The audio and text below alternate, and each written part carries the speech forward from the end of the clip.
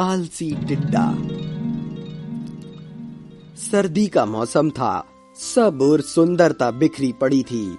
जानवर और पक्षी भी बहुत खुश थे क्योंकि मौसम बहुत अच्छा था और उन्हें भोजन भी पर्याप्त मात्रा में मिल रहा था। एक दिन एक टिड्डा पेड़ की पत्ती पर बैठा हुआ खुशी खुशी एक गीत गुनगुना रहा था। वो देख रहा था कि कुछ चींटियां अपने कठिन दिनों के लिए भोजन एकत्र कर रही हैं।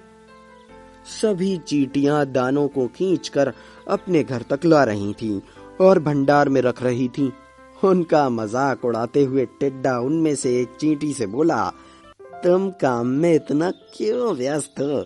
इस सुंदर मौसम का मजा लो, खाओ पियो और मौज करो।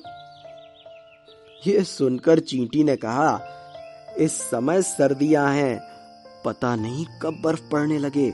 हम उस समय के लिए भोजन इकट्ठा कर रहे हैं क्योंकि बर्फ के कारण उस कठिन समय में कहीं भी भोजन नहीं मिलेगा।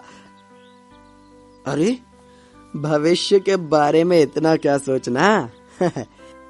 ये कहकर टिड्डा फिर से धूप सेकने लगा।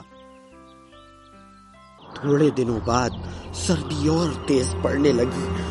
पेड़ों की पत्तियां भी झड़ने लगीं और बर्फ गिरनी शुरू हो गई। कीड़े जमीन के अंदर चले गए, पक्षी दक्षिण की ओर उड़ गए और जानवरों ने इधर उधर घूमना बंद कर दिया। सारी जमीन बर्फ से ढक गई।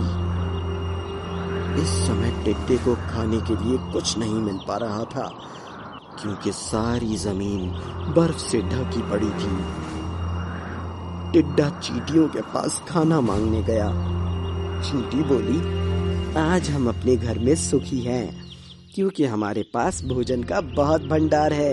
ये हमारे भूतकाल में किए गए परिश्रम का फल है। तुम्हें आलसी की तरह धूप में पड़े रहकर गाना अच्छा लगता था ना? अब क्यों नहीं गा रहे हो तुम? यहाँ से जाओ।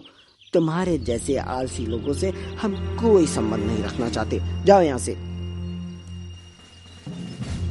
इस कहानी से हमें शिक्षा मिलती है कि भविष्य के लिए बचत उत्तम है।